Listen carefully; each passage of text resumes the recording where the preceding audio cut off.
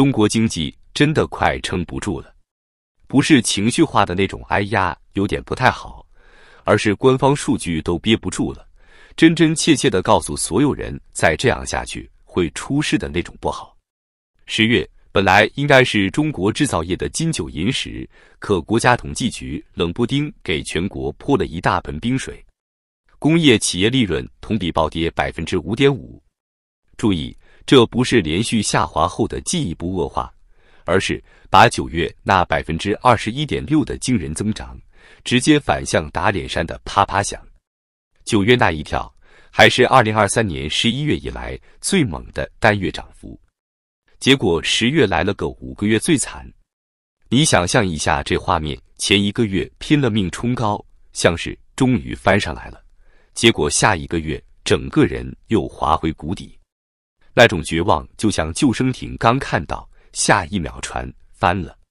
更扎心的是，10月利潤同比只漲了 1.9%， 連前9個月的 3.2% 都保不住，增速直接被腰斬。什麼意思？就是企業賺錢越來越難，大到鋼鐵、化工，小到零部件、代工廠，全都在告訴你，中國製造正在失血。製造業的病現在連 PMI 都止不住了，官方製造業 PMI 掉到 49.0， 別被這個數字迷惑， 49.0 是什麼概念？6個月新低，明明50才勉強算平穩，低於50就是實打實的收縮。最關鍵的是，本該最旺的季節，它卻更冷了。它冷的不是一點點，而是活生生比預期更差。經濟學家們本來以為10月至少不會更糟吧，結果現實告訴他們，想多了。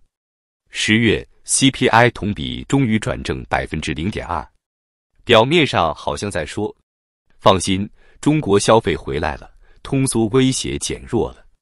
但真正懂數據的人都笑不出來。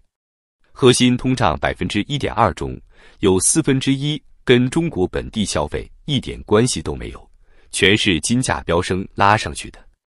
你沒看錯，是金價，不是買房熱了，不是年輕人開始花錢了，不是企業增加投資了，甚至不是租金漲了，而是老百姓不敢把錢放在手裡，只敢去買黃金避險。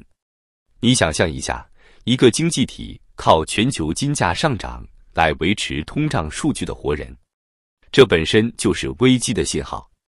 中國正在經歷一種比通縮更可怕的東西——長期疲弱。不是短期波動，不是暫時性壓力，是持續乏力。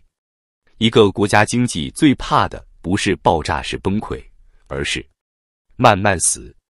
你每天打開新聞，好像沒大事，街上商場沒關門，外賣還能點，地鐵照開。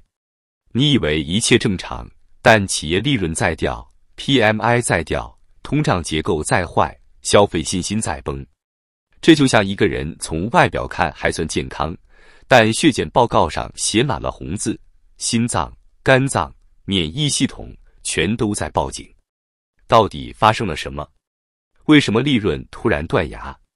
官方解釋，去年基數太高，財務費用增長太快。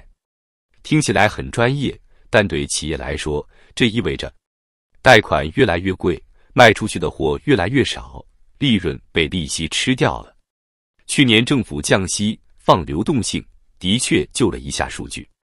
可是今年刺激撤了，需求沒起來，企業就像被從 ICU 拔了氧氣管一樣。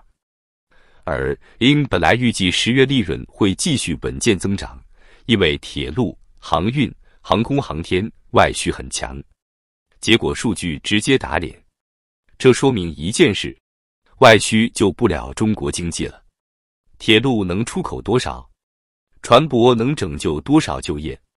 航空航天再好，和全國3億產業工人有什麼關係？中國真正的經濟基礎是數以10萬計的中小制造企業、供應鏈小工廠、內需消費場景。外需強，本土卻衰，就像大樹枝葉還綠着，根部卻在枯。前10個月利潤同比增長 1.9%， 你可能覺得正增長就不錯了。錯了。對於極度依賴規模經濟的中國製造業來說，1.9%只有一個意思：賺的錢不足以覆蓋債務滾動的速度。你看看過去3年企業端發生了什麼？製造業債務規模連續創歷史新高，庫存堆積，訂單外移東南亞，人工成本上升，融資成本居高不下，利潤增長1.9%，等於說，企業越運轉越虧錢。這不是個別人說的，是統計局的官方數據寫着的。更可怕的是趨勢而不是結果。10月這種突然斷崖式的利潤下跌，在經濟體系裡並不常見。它意味着什麼？意味着企業對未來越來越悲觀，願意投入的越來越少。企業不投，生產減少，就業變差，消費縮，通縮加劇，利潤繼續下滑。這是經濟學教科書裡的衰退螺旋，現在正活生生發生在中國。而你會發現，中國領導層最近講話的語氣也越來越不再談大增長，而是穩預期、穩就業、穩物價。這就是典型的危機話術。問題不是穩不穩，問題是什麼東西需要被穩。中國工業利潤下跌5.5%不是孤立事件，它只是更大危機的冰山一角。如果你去看這3年的所有數據，會發現一件極其可怕的事：中國經濟正在從周期性波動滑向結構性衰退。換句話說，以前跌了還能上去，現在跌了就是一步一步滑向更深的谷底。10月的利潤暴跌是一個警告，經濟正在進入臨界點。臨界點是什麼？